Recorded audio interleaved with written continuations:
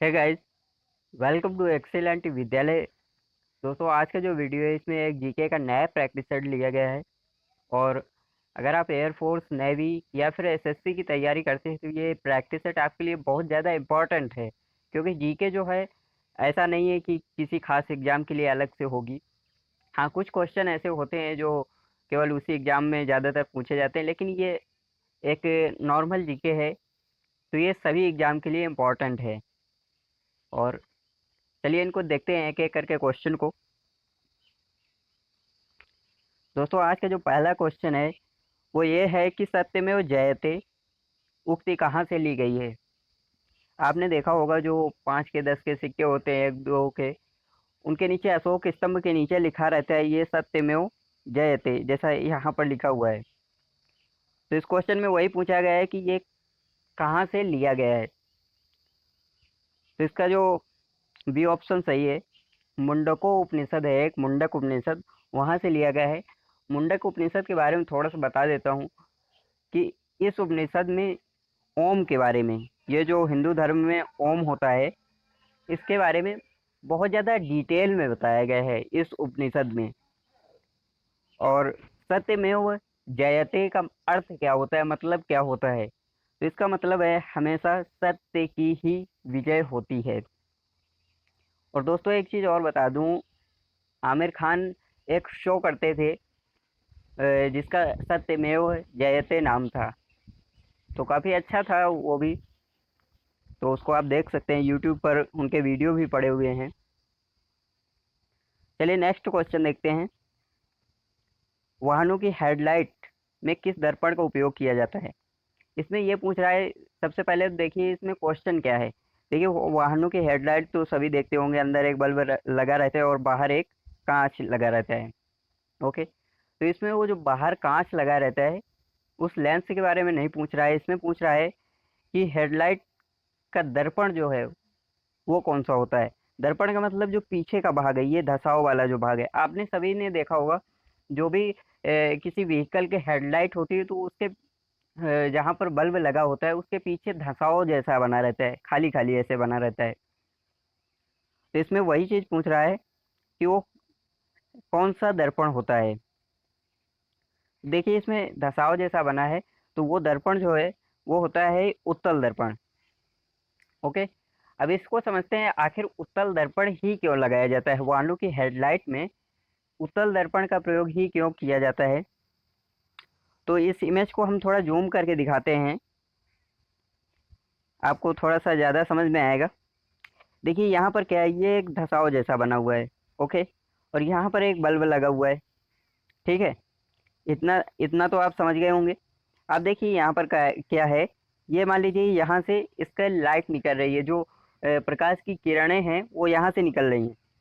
आपने देखा होगा अगर कोई भी बल्ब है तो जब उसको हम करंट देते हैं, तो जब वो जलता है तो उसका जो प्रकाश है, उसकी प्रकाश की किरणें चारों दिशाओं में फैलती हैं। ऐसा नहीं कि बल्ब किसी खास डायरेक्शन में फोकस मारता हो। हाँ, आप ये कह सकते हैं कि टॉर्च तो फोकस मारती है, वाहनों की हेडलाइट भी फोकस मारती है। उसके पीछे कारण है, टॉर्च जो होती है उनमें लेंस लगा होता है। ठीक है, उनमें आगे लेंस लगा होता है जिसके कारण वो फोकस मारती हैं। अभी हम लेंस की बात नहीं कर रहे हैं। तो आप थोड़ा समझते हैं कि ये पीछे ये ऐसा क्यों बनाया जाता है, ये इस तरह से क्यों बनाया जाता है। तो देखिए, प्रकाश की किरणें यहाँ से एक ये गई, एक इधर की ओर जा रही है, एक इधर की ओर, एक इधर, मतलब चारों दिशाओं में ये प्रकाश की किरणें जा रही हैं।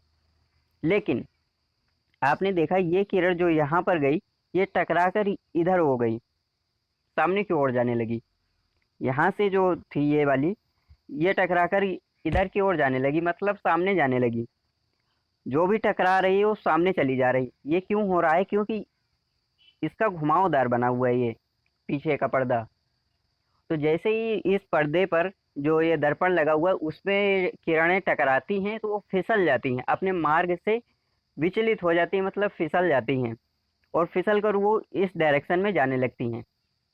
तो इसी कारण वाहनों के हेडलाइट में उत्तल दर्पण का प्रयोग किया जाता है, ताकि जो भी प्रकाश हो वो डायरेक्ट फोकस में जाए। अब ये देखिए, जितनी भी किरणें हैं सामने की ओर जा रही हैं, लेकिन यहाँ पर क्या था, ये सभी पीछे की ओर जा रहे थे। अगर यहाँ पर कोई दूसरी चीज़ लगा दी जाए तो ये जो किरणें सामने की ओर जा रही हैं ये इस तरह से नहीं जाएंगी। और वाहनों की हेडलाइट में आपको हमेशा फोकस की ज़रूरत होती है रात में, तो इसी कारण ये उत्तल दर्पण लगाया जाता है। अब चलिए इमेज को हम थोड़ा छोटा करते हैं और ये देखिए उत्तल दर्पण कुछ इस टाइप का होता है, ठीक है।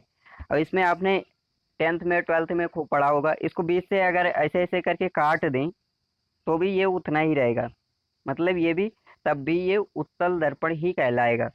अब देखिए इसको हमने आधा भाग हटा दिया लेकिन फिर भी ये उत्तल दर्पण ही है। तो यहाँ से किरणें इस दिशा में इस तरह से चली जाती हैं टकराकर, इसलिए उत्तल दर्पण का प्रयोग किया जाता है। तो मैं उम्मीद करता हूँ कि जब भी आपके सामने ये हेडलाइट वाला क्वेश्चन आएगा तो आपको वाहनों की हेडलाइट जरूर याद आएगी, और जैसे ही हेडलाइट याद आएगी आपको उत्तल दर्पण याद आ जाएगा। चलिए दोस्तों अगला क्वेश्चन लेते हैं, और इसमें पूछा गया है, जनगण मन जो हमारे देश का राष्ट्रगान है वो सर्वप्रथम कांग्रेस के किस वर्ष के अधिवेशन में एवं कहाँ पर गाया गया था। तो देखिए कांग्रेस का जो अधिवेशन हुआ था वो 1911 में हुआ था और कोलकाता में, वहाँ पर ये सर्वप्रथम मतलब पहली बार गाया गया था।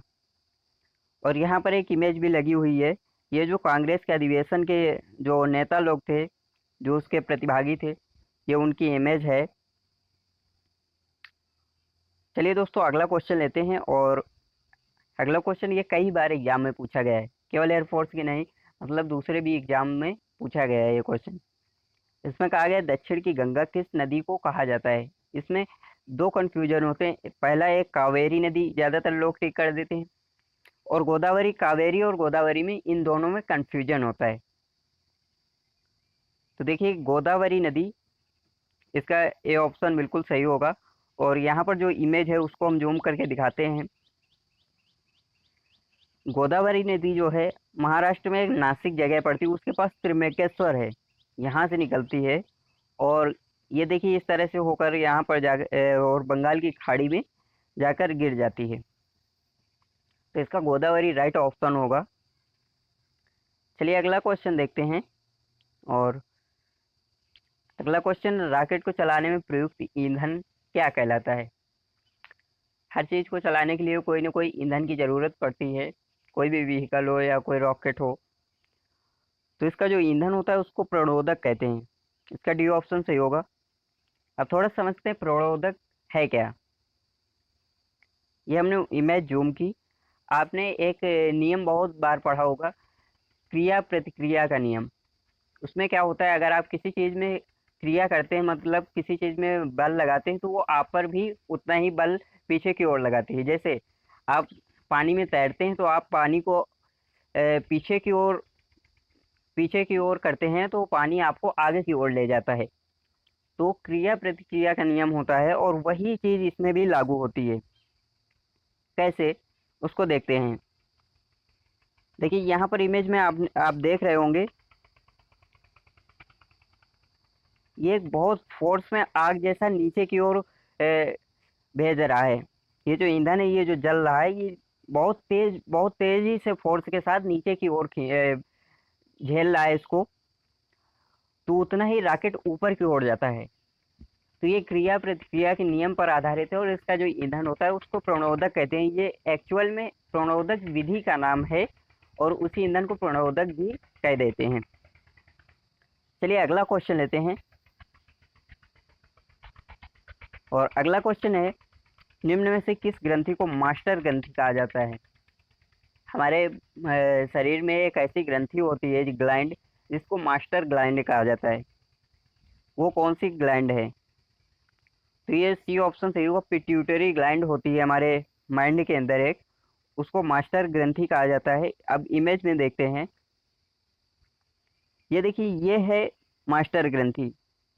ओके, ये मास्टर ग्रंथि है, और इसका कार्य क्या होता है, आखिर ये क्यों होती है और इसे क्यों मास्टर ग्रंथि कहा जाता है। देखिए आपके बॉडी में जितने भी हॉर्मोन्स रिलीज होते हैं वो सारे के सारे, सारे तो नहीं लेकिन बहुत से हॉर्मोन्स इस पिट्यूटरी ग्लैंड से रिलीज होते हैं, यहाँ से। और इसके और भी कई सारे काम हैं, जैसे आपने भोजन किया, उसकी प्रोसेसिंग तो आपके पेट में हो गई, लेकिन उस भोजन को एनर्जी के रूप में कन्वर्ट करना, ये इसी ग्लैंड का काम होता है। और ये माइंड में होती है, ये चीज़ आप याद रखिएगा। कई बार कंफ्यूजन हो जाता है कि पिट्यूटरी ग्लैंड पता नहीं किस जगह पर होती है शरीर में। तो ये आपने इमेज में देख लिया, अब शायद आपको याद रहेगा। चलिए अगला क्वेश्चन देखते हैं। इसमें पूछा गया राष्ट्रीय विकास परिषद जो होता है उसका मुख्य कार्य क्या है। तो देखिए, ए ऑप्शन, योजना आयोग द्वारा तैयार की गई योजना को अंतिम रूप देना तथा स्वीकृति प्रदान करना, ये भी करता है। सेकंड ऑप्शन है राष्ट्रीय योजना के संचालन का समय समय पर मूल्यांकन करना, ये भी काम करता है। योजना आयोग को परामर्श भी देता है, मतलब इसका डी ऑप्शन सही होगा, उपर्युक्त सभी। परंतु इस क्वेश्चन में एक थोड़ी सी गलती, क्या मतलब क्वेश्चन पहले का बना हुआ है। इसमें बात यह है कि ये जो योजना आयोग है, ये अब योजना आयोग नहीं है। इसकी जगह पर क्या आ गया है, नीति आयोग। नीति आयोग आ गया है यहाँ पर। इसका फुल फॉर्म होता है national institution for transforming India. इसको जरूर याद रखिएगा, कभी कभी पूछ लेता है एग्जाम में। तो ये योजना आयोग का ही एक अपग्रेड वर्जन है, इस तरह से कह सकते हैं। योजना आयोग में कुछ कमियां थी, उनको बदला गया और उसके स्थान पर नीति आयोग बना दिया गया। तो नीति आयोग के सीईओ कौन है इस वक्त, वो है अमिताभ कांत। और इसका जब भी अध्यक्ष की बात करें तो अध्यक्ष हमेशा कौन होते हैं, प्रधानमंत्री। इसका डी ऑप्शन सही होगा। चलिए अगला क्वेश्चन देखते हैं, और काफी इंपॉर्टेंट है ये। पृथ्वी किस गैलेक्सी का भाग है। एक आकाशगंगा होती है, वो किस मतलब किस गैलेक्सी का भाग है। तो डी ऑप्शन सही होगा, मिल्की वे। अच्छा, इसकी आकृति कैसी होती है, तो सर्पिलाकार। अभी इस इमेज में हम कई सारी चीजें देख लेंगे। मिल्की वे का मतलब ये है कि ये दुग्ध जैसी सफेद श्रृंखला में होती है। सफेद श्रृंखला में होती है, और इसका आकार देखिए किस तरह से है। इसको मैं फिर से दिखाता हूँ। ये देखिए, यहाँ से इस तरह से ऐसे ऐसे करके ये ऐसे ऐसे करके हो रही है। तो ये सर्पिलाकार है। आपने देखा होगा सांप को, वो फन काट कर जब बैठता है तो इसी तरह से घूम घूम कर ऐसे बैठ जाता है और ऐसे फन काट लेता है। तो ये सर्पिलाकार है, इसी वजह से इसको सर्पिलाकार कहती है। इसकी आकृति देख सकते हैं आप। और मिल्की वे क्यों कहते हैं, ये तो आपने समझ ही लिया। दुग्ध मेखला है, मतलब दुग्ध के समान बिल्कुल सफेद दिखाई देती है ये आकाशगंगा। और इसमें लाखों की संख्या में, करोड़ों की संख्या में अलग अलग तारे हैं, जिनके बारे में अभी कोई रहस्य खुला नहीं है। और हमारी पृथ्वी जो है इसी श्रृंखला का एक पार्ट है। चलिए अगला क्वेश्चन लेते हैं। और ये क्वेश्चन ऐसा है जिसे आप डेली कम्युनिकेट करते हैं, मतलब इस क्वेश्चन से आप डेली सामना करते हैं, लेकिन आपको ये याद नहीं रहता है। कैसे? इसमें पूछा गया है कि 1 बिलियन बाइट्स किसके बराबर होते हैं। तो इसका पहले आंसर बता देते हैं। 1 गीगाबाइट में लगभग 1 बिलियन बाइट्स होते हैं। अब इसको समझते हैं, ये बाइट्स और गीगाबाइट्स ये होते क्या हैं आखिर। ये देखिए, यहाँ पर एक सारणी है और इसमें लिखा हुआ है 8 बिट्स के बराबर होता है एक बाइट। ठीक है। इसके बाद अगर हम 1000 बाइट्स लाएंगे तब 1 किलोबाइट होगा। और किलोबाइट का मतलब वही जो केबी। व्हाट्सएप में आप किसी को ग्रीटिंग मैसेज भेजते होंगे, जैसे गुड मॉर्निंग, गुड आफ्टरनून, किसी कोई सीन जैसा रहता है, तो उसमें वो इमेज कैसी होती है, केबी में होती हैं। अगर ज़्यादा पिक्सल है, रिजोल्यूशन अच्छा है, तो वो एमबी में भी होती हैं, लेकिन ज़्यादातर इमेजेस ऐसी जो होती हैं वो केबी में होती हैं। ओके। तो ये केबी वही है, 1000 बाइट्स के बराबर 1 किलोबाइट होता है। ठीक है, इतनी चीज आपको समझ में आ गई होगी। अब इसको समझते हैं, एमबी क्या होता है। देखिए, जब 1000 केबी मिल जाता है, जब 1000 केबी को आप मिला देते हैं तो वो 1 एमबी बन जाता है, 1 मेगाबाइट। आपने देखा होगा 700 800 केबी की होती है कोई फाइल। इसके बाद अगर ऊपर पहुंचते हैं 700 800 मतलब 999 के ऊपर जैसे पहुंचते तो 1 एमबी की हो जाती है। 1 MB। और ये MB आपके फ़ोन पे डेटा आता है, मतलब फ़ोन का डेटा होता है। जैसे कि कोई भी चीज़ करने में 1 MB चला गया, कोई PDF फाइल डाउनलोड की, उसमें 1-2 MB चले गए, इस तरह से होता है। चलिए नेक्स्ट आगे का देखते हैं इसका। जब इसी 1000 MB को मिला देते हैं तो क्या बन जाता है 1 GB, यानी 1 GB। आपने देखा होगा वैसे तो 1 GB में 1023 MB होते हैं, लेकिन इन जनरल हम लोग इसे 1000 में ही काउंट करते हैं। इस तेज को हम लोग काउंट नहीं करते हैं ऐसे साधारण। ठीक है, इसके बाद क्या होता है, अब देखिए आपके फ़ोन में डेटा आता होगा 1 GB, 1.5 GB या फिर 2 GB, जैसा आपने रिचार्ज करवा रखा होगा। तो वो GB यही है गीगाबाइट। उस GB को यही क्या कहते हैं, गीगाबाइट। अब अगर इसी 1000 GB को, यानी 1000 GB अगर मिला देंगे तो बन जाएगा 1 TB, जो कि टेराबाइट से आपका सामना बहुत कम होता है, क्योंकि इतना ज़्यादा आपके फ़ोन पे स्टोरेज भी नहीं होती और इतना ज़्यादा डाटा एक बार में आता भी नहीं है, क्योंकि वो धीरे धीरे करके थोड़ा थोड़ा करके डेली आता रहता है। तो टेराबाइट का उपयोग आप लोगों के मतलब डेली रूटीन में बहुत कम होता है। आप GB तक ही लिमिटेड रहते हैं। हालांकि बहुत सारे कंपनियां होती हैं, कुछ ऑफिसेज होते हैं जिनमें इतना सारा डेटा होता है कि 1 TB के बराबर या 2-2, 3-3 TB उनको स्टोर करके रखना होता है डाटा को। तो आप शायद समझ गए होंगे कि GB, MB और KB क्या होता है। चलिए अगला क्वेश्चन लेते हैं। और अगला क्वेश्चन इसमें है, मुस्लिम लीग की स्थापना कब की गई थी? तो मुस्लिम लीग की स्थापना, बी ऑप्शन सही होगा, 1906 ईस्वी में की गई थी। और देखिए 1905 ईस्वी में हुआ क्या था कि लॉर्ड कर्जन जो थे, शायद वही थे, आई एम नॉट श्योर, लेकिन जब बंगाल का विभाजन हुआ था तो उसमें मुसलमानों को एक तरफ कर दिया गया था, और हिंदू और जो दूसरी जाति के दूसरे धर्म के लोग थे उनको एक तरफ कर दिया गया था। तो वहीं से ये धर्म के आधार पर बंटवारा चालू हो गया, और जो मुस्लिम कम्युनिटी थी उन्होंने एक मुस्लिम लीग की स्थापना की, जो 1906 ईस्वी में थी। अब यहाँ पर कुछ इमेजेज हैं, उनको दिखाता हूँ मैं। देखिए यहाँ पर ये भारत का मैप है, और ये क्या है, जब बंटवारा नहीं हुआ तो उस वक्त का है। तो ये आप देख सकते हैं कि मतलब कितना बड़ा है। अब तो यहाँ से ये इधर तो पाकिस्तान हो गया, ये इधर पाकिस्तान हो गया, लेकिन पहले क्या था, ये पाकिस्तान यहाँ पर नहीं था, ये पूरा भारत था। इधर जो अक्साई चीन वगैरह चले गए, चीन ने कब्जा कर लिया, वो भी ये चीज़ें पहले नहीं थी, ये बाद में कब्जा किया। और इधर देखिए बंगाल में विभाजन जो हुआ, ये देखिए ये इतना पार्ट आज तो बांग्लादेश बन गया है, लेकिन ये उस वक्त मुसलमानों को अलग कर दिया गया था। तो ये उसी का पार्ट है, मतलब मैप देख सकते हैं आप।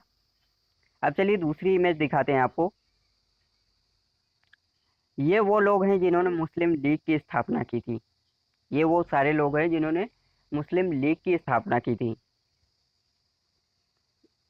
तो दोस्तों इतने ही क्वेश्चन थे इस प्रैक्टिस सेट में, और मिलते हैं नेक्स्ट वीडियो में। और आपको वीडियो कैसा लगा आप ज़रूर बताइएगा, इसमें क्या सुधार करना चाहिए या फिर आपको क्या चीज़ें समझ में नहीं आई, प्लीज़ कमेंट ज़रूर करिएगा।